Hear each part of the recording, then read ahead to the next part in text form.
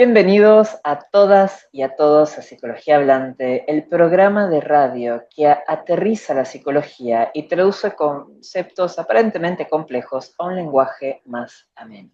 Soy Álvaro Mora Pereira, licenciado en Psicología, profesor universitario, autor del libro Mil Voces, y hoy tengo el gran agrado, el profundo honor de presentar a una profesional genuinamente de lujo.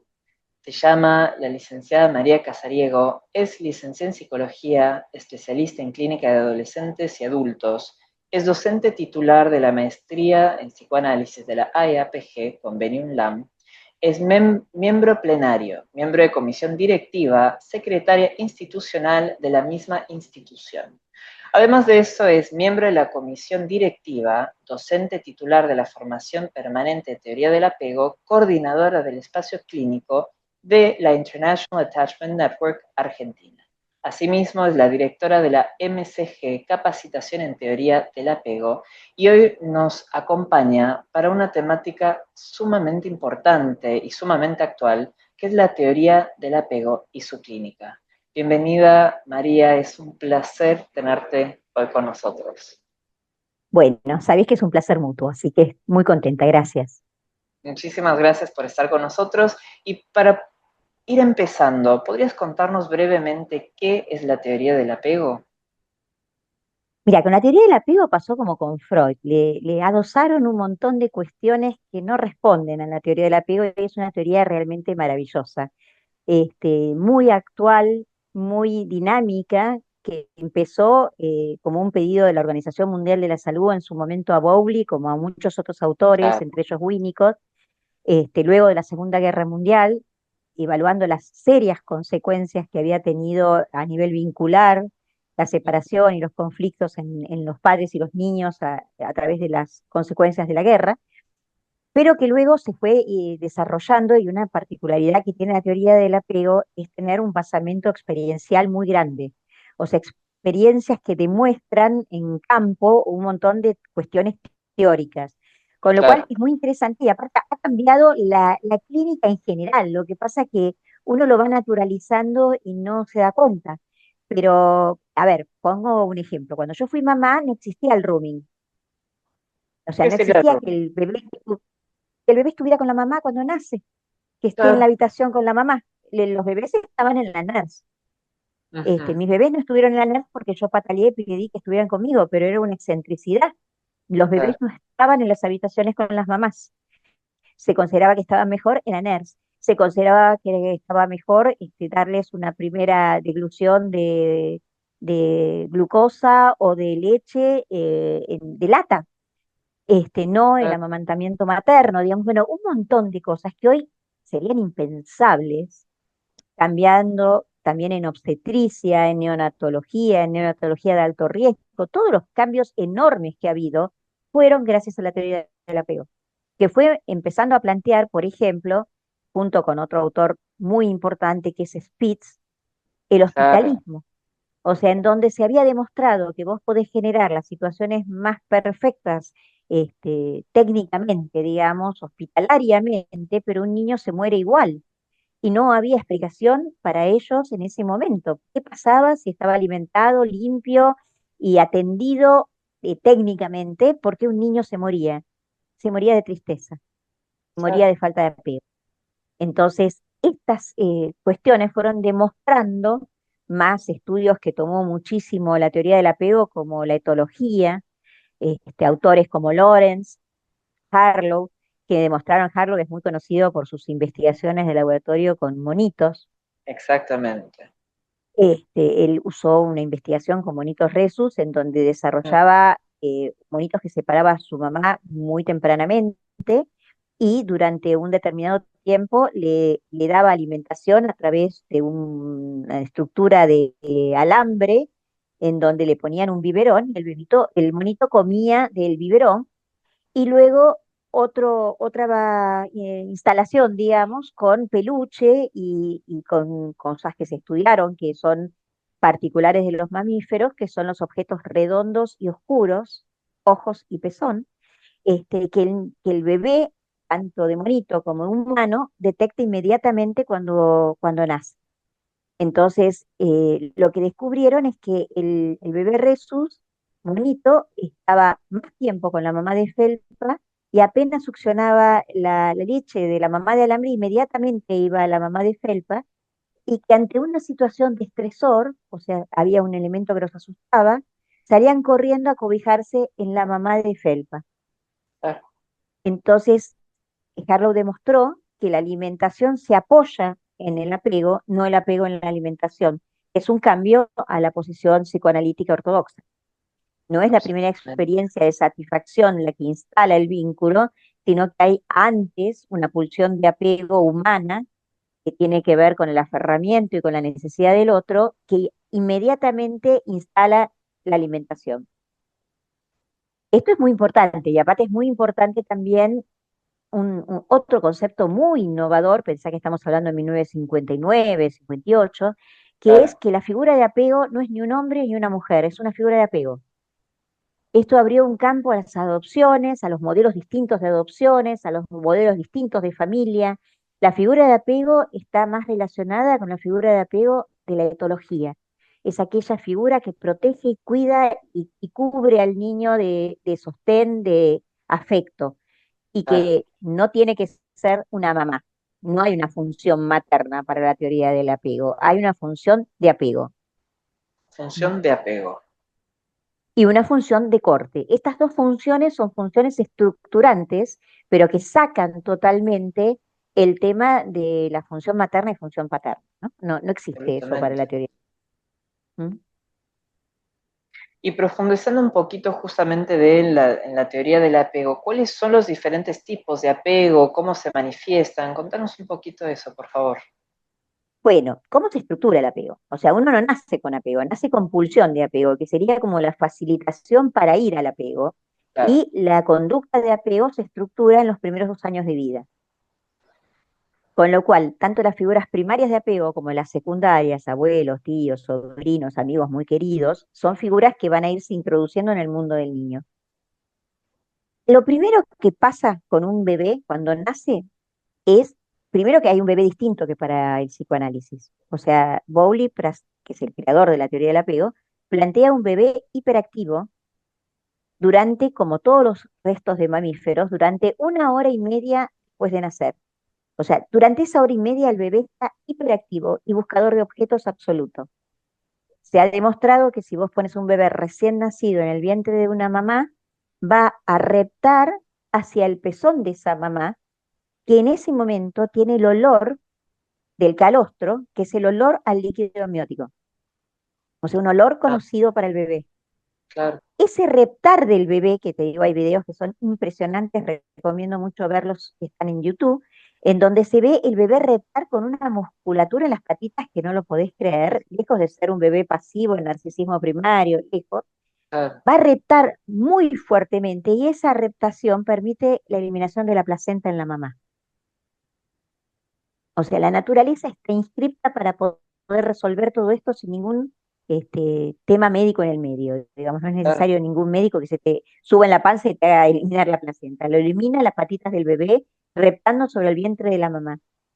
Lo que la teoría de apego te recomienda es lo que se llama clampeo de cordón tardío, que es cuando nace el bebé, no se corte el cordón inmediatamente, se tarde unos 3 minutos, que no pasa absolutamente nada. En esos 3 minutos se pone el bebé en el vientre de la mamá, pasa esto que te digo, que el bebé empieza a reptar y permite eliminar la placenta, y repta hasta la succión en el pecho, que es la primera mamada.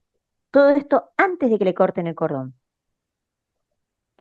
Esto tiene un plus que se ha descubierto que en este periodo hay una eliminación de hierro muy alto en la madre que permite que durante los 6 meses primeros de nacido un bebé tenga la dosis de hierro necesaria.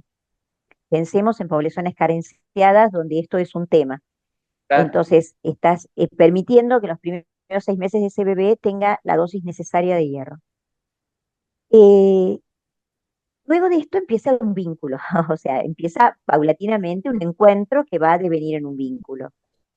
Este vínculo va a depender de que ese adulto referente tenga una buena inscripción propia de su apego, y pueda tener lo que se llama la respuesta sensible. Para la teoría del apego, la respuesta sensible se parece mucho, pero tiene algunas diferencias con la empatía. Es poder entender qué le pasa al bebé, claro, pero entender desde que no me está pasando lo mismo. A ver, un cólico de inmadurez intestinal de un bebé recién nacido es dolorosísimo y el bebé no entiende qué le está pasando. Estaba hasta hace 2 minutos en un útero totalmente tranquilo y sin ninguna molestia, con cuestiones de continuidad de todas las sensaciones, y de pronto se interrumpe, empieza una discontinuidad y al tiempito empiezan dolores muy fuertes de panza que no sabe qué son. claro, La respuesta sensible de la mamá es no tener el dolor como el bebé, ni empatizar, ni angustiarse con el bebé, ni ponerse a llorar porque el bebé llora, sino poder contener y poder empezar a decodificar los llantos del bebé. claro, Decodificar el llanto de un bebé es una sabiduría de la figura de apego. Cuando vos estás con alguien que tiene un bebé recién nacido, te dice, ay, está llorando porque tiene hambre, está llorando porque tiene sueño. Y vos decís, ¿cómo se dio cuenta? ¿Qué vio? ¿Qué vio que no estoy claro, viendo? Bueno, es esa comunicación que le permite entender qué le pasa a ese bebé y qué necesita. Ahí se va empezando a estructurar en este encuentro y desencuentro, porque es un encuentro claro, con desencuentro, como lo planteó Winnicott también. La madre suficientemente buena es una madre que ilusiona y una madre que desilusiona, o sea, que a veces frustra.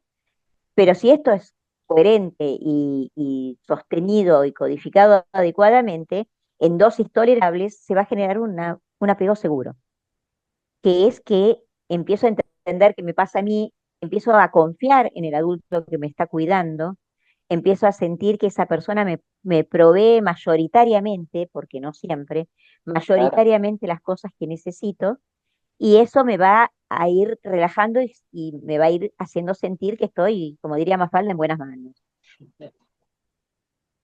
Un apego evitativo se va estructurando, que es uno de los apegos inseguros, se va estructurando en una mamá que decodifica erradamente lo que le pasa al bebé. Demos ejemplos. Una mamá que dice, este bebé está caprichoso, ya está mal, o viene una voz de afuera, abuelo, tías, ¿no? Uy, este bebé ya está mal creado. Una mamá expulsiva que dice, yo no soporto más a este bebé, sáquemelo de acá. Una mamá que se enoja con este bebé porque llora y no es el bebé que esperaba o no se comporta como esperaba. Esto va generando una defensa en el niño, que va estructurando una cuestión de que el adulto referente no va a responder a sus expectativas, con lo cual no puede contar mucho con los adultos referentes. Acá Claro. hago una salvedad, no sé si has llegado a escuchar porque sos muy joven, pero había en mi época un libro que se llamaba Duérmete niño, No, lamentablemente que no era no una... soy. No, no, lamentablemente no, por suerte no lo escuchaste, porque es Ah, un libro que marcó toda una generación y en muchos sigue marcando, que es acompañar al bebé a que duerma ujú, dejándolo solo y claro, dejándolo periodos cada vez más grandes solo, aunque llore, para que vaya acostumbrándose. El método es recontra eficaz, ¿eh? O sea, vos lográs que el bebé duerma y no llore más, después de un tiempo. El tema es qué le pasa al bebé claro, haciendo eso. Lo que le pasa al bebé es que descubre que no hay ningún adulto que lo vaya a contener, con lo cual ya no reclama ni pide nada porque no hay nadie que lo pueda sostener. Y esto es gravísimo para nuestro psiquismo. Esto sería el apego evitativo. Entonces, es esos niños que se adaptan al colegio bárbaro, que llegan a la etapa de adaptación en un jardín y no piden nada. Son los niños que las maestras dicen no molesta para nada, pero no molesta para nada porque no espera nada tampoco. claro, Son niños que se adultizan muy rápidamente, que tienen resoluciones sobreadaptadas muy rápidamente y por supuesto entran de la gama de lo que podría llegar a ser después psicosomáticos, mm, porque dejan de registrar su propio cuerpo, dejan de pedir ayuda porque saben que no hay ayuda. Son estos ejecutivos de alta envergadura que se sobreexigen claro, y no van a delegar nunca porque no hay nadie que pueda hacer las cosas como ellos. Todo esto se aprende desde muy chiquitito y en esta primera etapa. El segundo apego inseguro es el apego inseguro ansioso. Este segundo apego inseguro tiene que ver con una mamá que, por ejemplo, ante un llanto del bebé, sigamos con el tema de que le dolía la panza, le diste el pecho hace media hora, es no, se quedó con hambre, no tengo suficiente leche, hay que ponerlo de nuevo al pecho, y lo pone al pecho, y lo pone a dormir, y lo levanta, y lo saca, pero porque ella no puede contener esa situación emocional porque le despierta cosas de su propio apego y de su propia angustia. Esto va generando en el niño un reclamo permanente, un llanto sostenido, una demanda todo el tiempo de que la afuera venga a resolverle sus problemas. Estos son los adultos que siempre el otro tiene la culpa de la vida, de lo que le está pasando. Jamás se van a hacer cargo de su historia. Es mi pareja, mi hijo, es el otro. ¿Sí? Y el otro me Claro. lo tiene que resolver. Y si no me lo resuelve, me está haciendo un daño. Y el último apego, que te digo, fue un apego que tardó en encontrarse, que es el apego desorganizado, digamos, todos estos modelos de apego se investigaron en una experiencia que se llama La situación extraña de Mary Edgeworth, que es Mm, una experiencia de laboratorio en donde van ensayando un bebé jugando, un nenito de 1 año y medio jugando con su mamá, con juguetes, entra una persona extraña a la escena, se observa cómo reacciona el bebé y se analiza tanto la entrada de la persona extraña como cuando se va la mamá y lo deja por 1 minuto con la persona extraña y luego cuando vuelve a entrar la mamá. Tanto la ida como la entrada de la mamá son significativos. Y te voy a explicar por qué. En un apego seguro, un niñito que lo dejaste con una persona extraña va a desconfiar un poco, a lo mejor le muestra un juguete, pero va a estar medio como, cuando entra la mamá, va a correr hacia la mamá y le va a pedir upa. No se va a poner a llorar, va a estar contento que la mamá inmediatamente vuelva a entrar. En un apego evitativo, el niño no le va a dar bolilla a la mamá. Va a ser como que no entró nadie. claro. Ujú. Y en un apego ansioso va a ir corriendo hacia la mamá y se va a largar a llorar a gritos. O sea, estas conductas distintas, después trasladalas porque la teoría del apego no es Por de niños, es supuesto. de niños y adultos, al resto de la vida. En la prueba de laboratorio apareció una cuarta conducta que no entraba en ningún registro, que eran niños que hacían una cosa alguna vez y otra cosa otra vez, que de pronto no le daban bolilla a la madre cuando entraba, que de pronto se largaban a llorar desconsoladamente, que de pronto la agredían y la pateaban porque se había ido. Y ahí fue cuando otros autores, que se llaman Mendy y Salomon, determinaron la cuarta categoría, que es el apego desorganizado.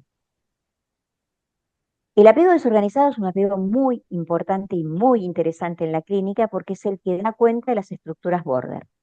Es Claro. predictivo, no determinante, pero predictivo de conductas border. Si vos ves a un niño con un apego desorganizado, si no es sostenido y atendido terapéuticamente, existen muchas posibilidades que devengan en una estructura fronteriza. Y son consecuencia de padres abusivos, a veces hay abuso de todo tipo, violencia o sexual, de padres desorganizados ellos mismos, con conductas absolutamente inesperadas. Te pongo un ejemplo, una paciente mía adolescente que me decía que ella no sabía si llevar amigas a su casa, porque entraba a su casa un día y la mamá las recibía sonriente con una actitud amorosa y le servía el té y estaba feliz. Y otro día le ha llegado a revolear un plato diciéndole: ¿qué haces entrando con esta persona? La misma que la semana anterior la había recibido bien. Es este tipo de conductas que uno escucha tanto es generalmente madres, pero también puede haber padres, le dicen: no hagas enojar a tu papá, no lo pongas nervioso. No, papá es que se alteró, viene enojado del trabajo y entonces tiene esta actitud, no lo pongas vos nervioso a un nene de 3 años. ¿M? Que son estructuras desorganizadas en las parentalidades y que repiten ese modelo y que el niño empieza a aprender que no es esperable la conducta del adulto, no se sabe qué esperar. Y cuando el niño no sabe qué esperar, lo que hace es una disociación. Divide el padre bueno del padre malo, la madre buena de la madre mala. No los puede incorporar en, bueno, puede haber momentos buenos y malos. Son dos personas distintas. Y este es un mecanismo que sabemos que tiene que ver con el trauma, la disociación. Claro. Este, bueno, en este apego vemos conductas muy desorganizadas y muy disfuncionales y lo que implica una conducta de borderline que tiene otro concepto muy importante en la teoría del apego, es la mentalización, tiene conductas prementalizadas de acción. que está enojado, por ejemplo, no te va a decir que está enojado porque no puede registrar que está enojado, pero claro, necesita pegar un portazo, dar una cachetada, pegar un grito, romper algo, y de esa manera cree que el otro entiende que está enojado. Ujú. claro, Estos serían las cuatro categorías de apego. Apego seguro, que sería el ideal, que siempre dentro de lo ideal posible. El por apego supuesto. inseguro, que es evitativo o ansioso. El apego desorganizado, que es el único que es predictor de estructuras border, con lo cual detectar en un niño esto es súper importante y ahí reivindico los docentes y los ámbitos escolares donde esto lo ven claramente, ¿no? Por supuesto, por supuesto. Y profundizando un poquito más acerca de justamente estos cuatro diferentes modalidades en la cual se puede estructurar un apego, ¿qué rol desempeña justamente esta función de apego y función de separación en la estructuración del aparato psíquico según la teoría del apego? Es muy importante lo que decís porque mucha gente, digamos, popularmente te dice, ay, no tenés que estar tan apegado, tenés que soltar, ¿no? Como Claro, conceptos que tengan que ver, como yo te decía antes, con la teoría del apego, no tienen nada que ver, como el colecho, no tiene nada que ver con la teoría del apego, jamás la teoría del apego sostuvo el colecho y le atribuyen el colecho. claro, Eh, o la lactancia tardía en niños de 3 4 años, nada que ver. O sea, la teoría del apego no sostiene esto, jamás lo sostuvo. Lo que plantea la teoría del apego es que hay que armar un apego muy importante que implica la estructuración del sí mismo del niño y del vínculo. O sea, lo importante es el vínculo, la seguridad en el vínculo, que es lo que va a determinar la seguridad del niño plantado en la vida. Y luego, esa misma mamá, papá, figura de apego, tiene que poder presentarle los objetos del mundo y soltarlo al mundo, digamos, que es la pulsión de exploración. También ahí vamos a tener respuestas según el tipo de figura de apego que tengan, ¿no? O sea, una figura de apego segura va a incentivar al niño a tocar, investigar, corre, embarrate, no pasa nada, dale. Una figura evitativa va a ser cuidado, no, te vas a caer, no, no te subas ahí, no. O sea, el mundo es un temor permanente, con lo cual claro. eh, el niño va a percibir que el mundo externo es peligrosísimo y Muy después fóbico en la adultez aparece. por eso digo, después aparecen estas cuestiones o inclusive en una obsesivo los rituales, porque a veces los Claro, rituales tienen que ver con maneras de controlar lo externo que no se puede controlar. Y en el ansioso es esta mamá que sabe que lo tiene que dejar moverse, pero después lo hiperabriga, o no comiste lo suficiente, o no hiciste esto lo suficiente, o se fue a jugar con un amiguito, pero tiene que estar 5 horas jugando porque tiene que jugar mucho, por su propia ansiedad. ¿Mm? Y en el apego desorganizado el mundo va a ser terrorífico, porque imagínate que las figuras de apego no son confiables. O sea, son figuras claro. abusivas, violentas o negligentes. Con lo cual son figuras que no te pueden asegurar el cuidado en una época de vulnerabilidad. Entonces, todo el mundo, porque las primeras figuras de apego van a ser las figuras que van a dar la primera mostración del mundo, todo el mundo es peligroso. Claro, Mm. claro, Y se va claro. estructurando eso. Mm. Y hablando justamente de esto, ¿cuáles son las consecuencias que justamente, si bien esto se estructura en una primera etapa, tiene y acarrea sus consecuencias a lo largo de la vida? ¿Cuáles son las consecuencias de un apego inseguro y qué patologías pueden estar asociadas según el apego? El único apego que puede confirmar una patología bastante predictivamente es el apego desorganizado. Después hay algo muy importante a tener en cuenta. El apego es algo en construcción a determinada edad, pero luego modificable todo el tiempo. Con lo cual, en la adolescencia es otro momento en donde se vuelve a movilizar las figuras de apego originarias, Claro, aparecen otras figuras de apego, que son los grupos de pertenencia, los docentes, las figuras que son significativas, profesores de educación física, de algún deporte, pasan a ser referentes importantes para el adolescente y pasan a ser nuevas figuras de apego. Y luego en la vida más adulta, las modalidades diferentes de pareja.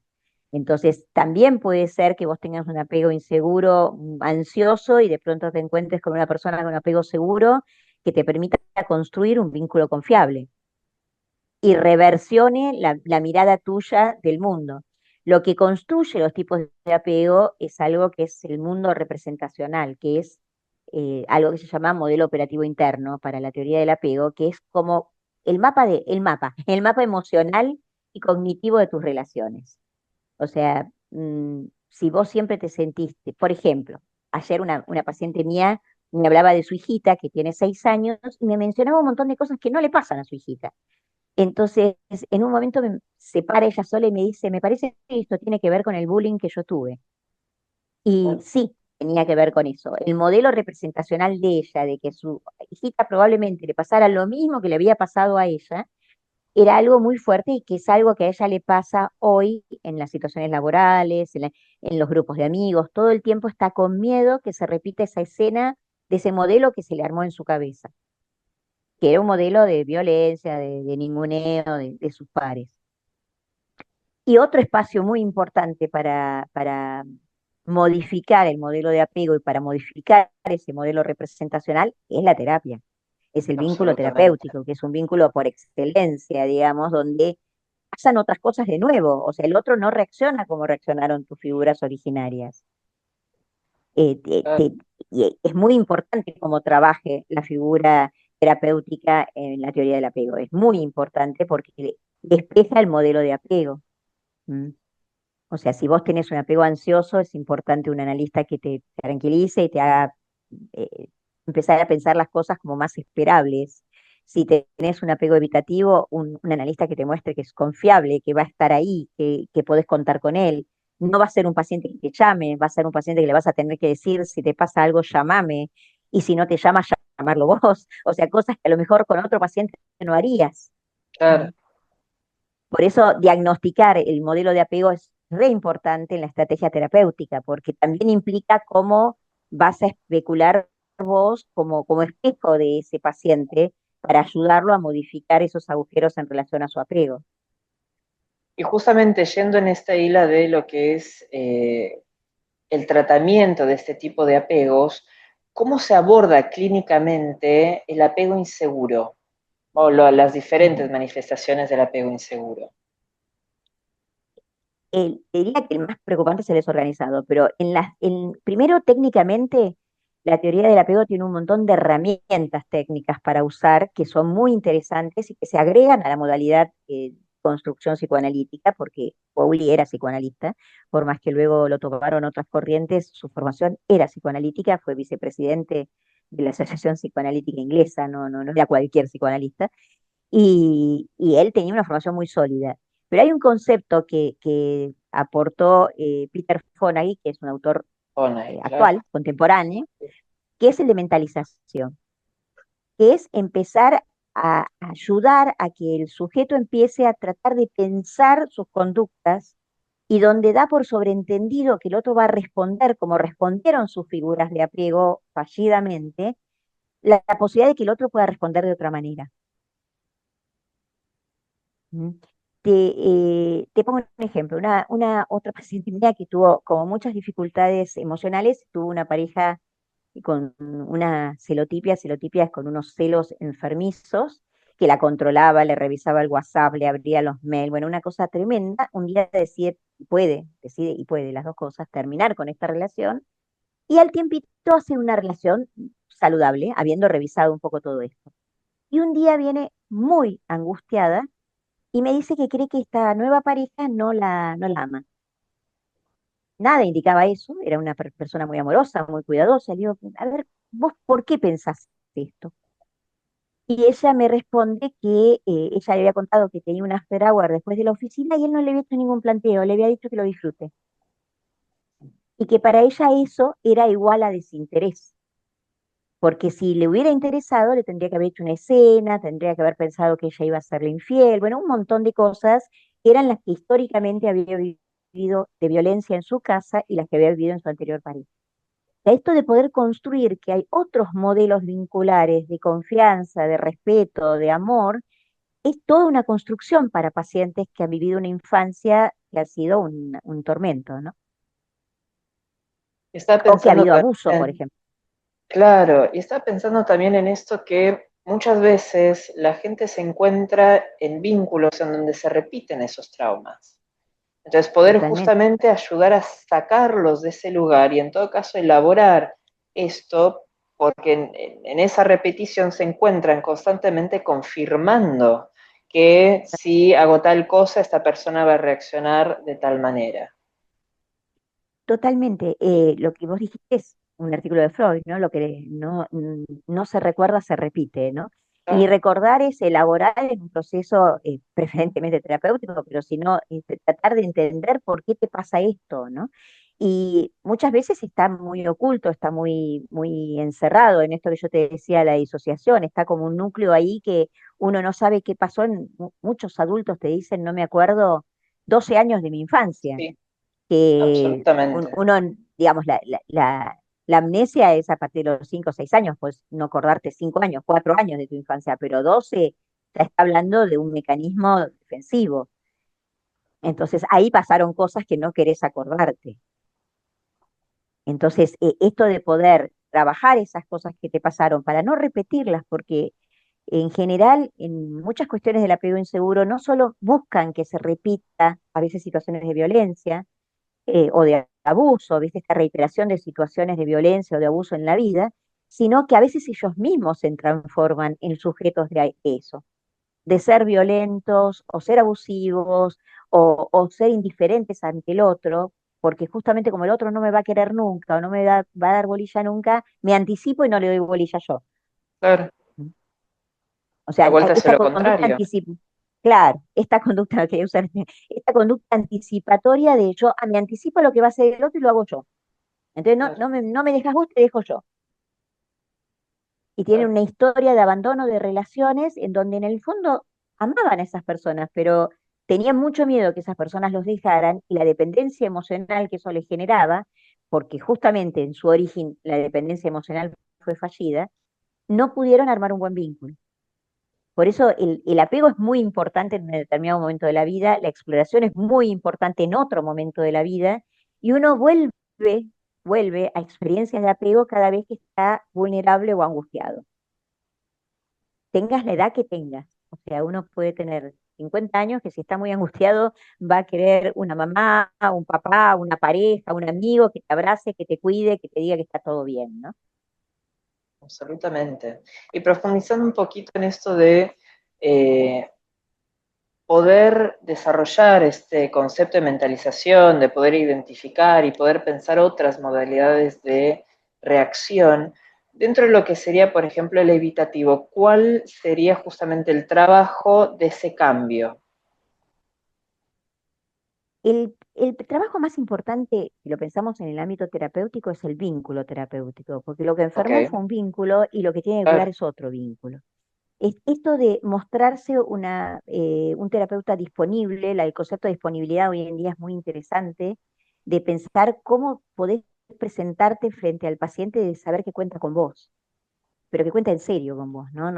Esto de la autenticidad del analista es un concepto que lo planteó Freud y del cual yo adhiero profundamente. No es un como si, es de verdad estar ahí, pero de estar compenetrado con lo que le pasa al paciente, que te importe lo que le pasa al paciente, porque esto se registra. Y después ir como hace la mamá en esto de estar presente, generar el vínculo y luego ir cada vez pudiendo tomar una distancia un poquito mayor para que la persona pueda cada vez eh, como tomar más espacios del mundo, ¿no? O sea, a veces los pacientes, sobre claro, todo en estructuras más fronterizas, tienen una dependencia muy importante el primer tiempo en un análisis, que te llaman 20 veces, que te dicen cosas, que te mandan mensajitos. Bueno, poder ir respondiendo reguladamente para ir generando en esas personas lo que les falló, que es la regulación emocional, que es, sí, te puedo responder, te respondo en un ratito, espérame un segundo, o sea, ir generando capacidad de espera, capacidad de frustración, despacito, que es lo que no han tenido en su experiencia originaria. claro. Me dejas pensando mucho, la verdad. Y desde tu experiencia, ¿qué aspectos consideras fundamentales para ayudar a estabilizar a alguien o a elaborar estos aspectos una persona que tiene un apego en el cual se manifiesta mucho a nivel sintomático? Sí. ¿Te referís a síntomas corporales, a síntomas de acting? A qué te referís? Buena pregunta. Ah, la angustia, por ejemplo, cuando aparece mucha angustia, ¿cómo se Bueno, trabajaría? ¿Qué aspectos fundamentales para poder elaborar algo de eso? para la teoría del apego, la angustia no es como lo planteó Freud, angustia de castración. Para la teoría del apego, la angustia es de separación, lo cual es una diferencia importante, Sí, porque tiene que ver con esta vivencia de abandono, o como podría hablarlo ya en patologías más graves, Winnicott, terror al derrumbe. Winnicott tiene una palabra, una frase que a mí me encanta, que dice el terror al derrumbe, que él dice que es esa vivencia que tienen ciertos pacientes con estructuras más fronterizas de desintegrarse, de despersonalizarse, ¿no?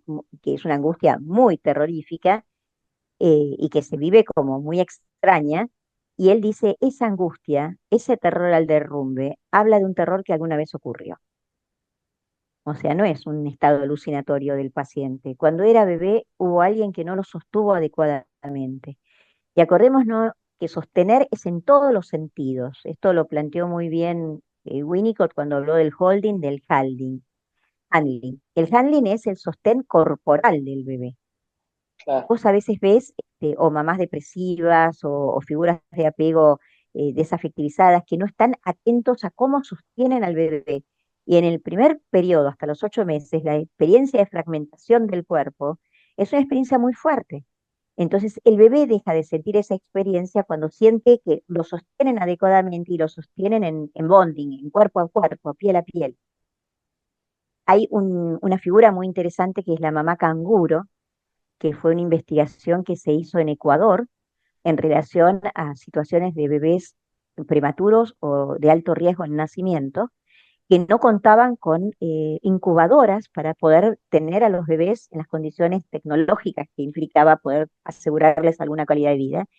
Y un neonatólogo implementó mamá canguro, que era tanto la mamá, papá, abuela, abuelo, alguna figura adulta distintas que se pusieran piel a piel con el bebé, lo ponían al bebé sobre el pecho de esa persona y le hacían todas las prácticas médicas que había que hacer, el suero, todo lo que hubiera, pero no dejaba de estar las 24 horas sobre la piel de un ser humano adulto. claro, Descubrió que de esta manera había una regulación de todo el metabolismo del bebé, del ritmo cardíaco, del ritmo respiratorio, mucho más eficazmente que cualquier tecnología de alta envergadura. Tan así que uno de los hospitales más importantes de neonatología de Madrid, de alta gama, de primer mundo, implementaron como técnica el mamá canguro. Y cuando un bebé recién nacido o un bebé yo llamo embarazo extrauterino los 3 primeros meses, por más que haya nacido el bebé, porque es un tiempo en donde el bebé todavía no regula su metabolismo y necesita claramente del shock auxiliar para regularlo. El ponerse piel a piel con el bebé y ponerlo sobre el cuerpo lo tranquiliza inmediatamente, claro. porque le regula su sistema metabólico. Entonces, realmente esto de poder ir registrando las fallas que nosotros encontramos en patologías psicosomáticas, en patologías más de acti, son fallas muy primarias y son fallas de esta época. Y es muy interesante cuando uno trabaja con estructuras de este tipo, cosas que uno dice, a ver, un paciente que llega muerto de calor en verano y yo le digo, a ver, quédate sentado un segundito que te traigo un vaso de agua. Uno dice, es una pavada. Ese paciente me hizo referencia al vaso de agua 20 veces. Vos no sabés lo bien que me sentí cuando entendiste que yo estaba totalmente desahuciado y necesitaba un vaso de agua. Es esto de registro lo que te pasa, por eso decía la respuesta sensible, ¿no? Yo estaba en aire acondicionado en mi consultorio. Registro que vos venís de 47 grados sofocado y que en este momento, más que yo te diga cualquier cosa, necesitas un vaso de agua. Claro. Y esto es psicoanálisis, ¿eh? O sea, porque Sí, algunos me van a sí, decir, ay, pero no en la interpretación. No, esto es psicoanálisis. Para esa persona es mucho más eficaz el vaso de agua, porque te miré, te registré. O una paciente con trastorno alimentario, por ejemplo, que un día la miré y le dije, vos bajaste de peso. No, me dice, yo estoy pesando igual, pesate porque bajaste de peso. y había bajado 1 kilo. Y me llamó y me dijo, mi mamá jamás se dio cuenta cuando yo bajaba de peso.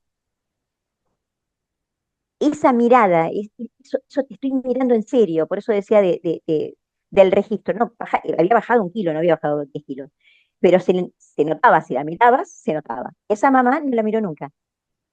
Esta chiquita era una mujer cuando yo la atendí, pero había hecho ya un proceso muy serio de trastorno alimentario sin que nadie en su casa se diera cuenta. Y la angustia es esta angustia, Winnicott tiene una frase que a mí me parece muy interesante, que él dice que la capacidad de estar solo se aprende cuando vos estás jugando de muy chiquito, sabiendo que hay alguien que te mira, no que juega con vos, que está ahí y te mira, que está atento. Eh, Hoy en día vemos constantemente adultos con una angustia de soledad y de una sensación de si me quedo solo, ¿qué hago? Porque esa soledad no tiene que ver con, y a veces tienen amigos y grupos de pertenencia y sienten una angustia a la soledad. Es esa soledad, de esa sensación de niño jugando solo o conectado con una tablet solo. Y cada vez vamos a tener consultorios más llenos de esto, ¿eh? Porque cada vez Absolutamente. es más descuidada, por más que haya más discursos sobre la crianza, cada vez es más descuidada y menos registrada. Hay mucho discurso, pero poco acto. Absolutamente. Y para ir cerrando, qué recomendaciones le harías a un psicólogo, psicoanalista, para tener en cuenta con relación a la teoría del apego en el momento de atender a un paciente? Mm. Qué pregunta fuerte que me estás haciendo, ¿no? Porque es muy difícil transmitir qué es lo que, primero que sea humano. Nosotros estudiamos, leemos, son herramientas técnicas para nosotros, pero no para los pacientes. A los pacientes hay que poder escucarlos en su dolor. Vuelvo a Winnicott, estoy medio monotemática con Winnicott hoy, pero Winnicott decía que siempre que hay un adulto en un diván hay un niño sufriendo. Y tenemos que poder escuchar a ese niño sufriendo. Sea una histérica que se queja por cosas que uno dice, uy, que siempre lo mismo, está sufriendo y ese sufrimiento necesita ser escuchado. El sufrimiento es un llamado al otro, pero tiene que haber un otro que lo escuche. Si no, no sirve para nada. Y si le vas a devolver teorías o le vas a devolver interpretaciones armadas o discursos estructurados, al paciente no le sirve para nada. Absolutamente. Entonces, eh, uno se enferma por un vínculo que ha sido fallido y uno se cura con un vínculo que no lo sea. O sea, yo diría que ponga cuerpo, figura, cabeza en armar ese vínculo. Y si no puede armarse ese vínculo, ese es un paciente que hay que derivar. Este es para mí es una de las condiciones de derivación. No todo el mundo uno puede armar el vínculo, pero si no puedes armar el vínculo, lo que sostiene es el vínculo. Claro. Me dejas pensando mucho, María. La verdad que no, me imagino que también los que nos escuchen se quedan pensando, pero genuinamente me dejas pensando mucho para investigar, para trabajar y también para incorporar en el propio análisis con pacientes. Así que María, En el propio agradecerte análisis con el paciente y con uno mismo, Álvaro. O sea, por uno mismo. revisar qué nos genera a los pacientes, qué nos pasó a nosotros, cómo han sido nuestros apegos, porque también tenemos que poder desarticularlos para poder trabajar bien y no desde nuestros agujeros, ¿no? Absolutamente, absolutamente. Siempre los tres aspectos fundamentales, la teoría, el análisis personal y la supervisión. Y qué importante es el análisis personal. La verdad que sí. Absolutamente, absolutamente. Es desde ahí. Bueno, Álvaro, enormes gracias por este espacio y por haber compartido un ratito con vos, que sos un ser muy lindo.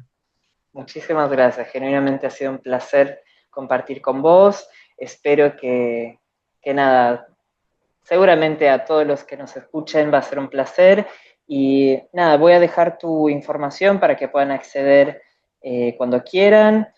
Bienvenidos a Psicología Hablante. Por favor, estén atentos al Instagram en donde estaré publicando las próximas emisiones y muy pronto estaré subiendo esto como podcast en las diferentes plataformas. Muchas gracias por escucharnos a todas y a todos. Bienvenidos a Psicología Hablante, una conversación que transforma. Nos vemos muy, muy pronto.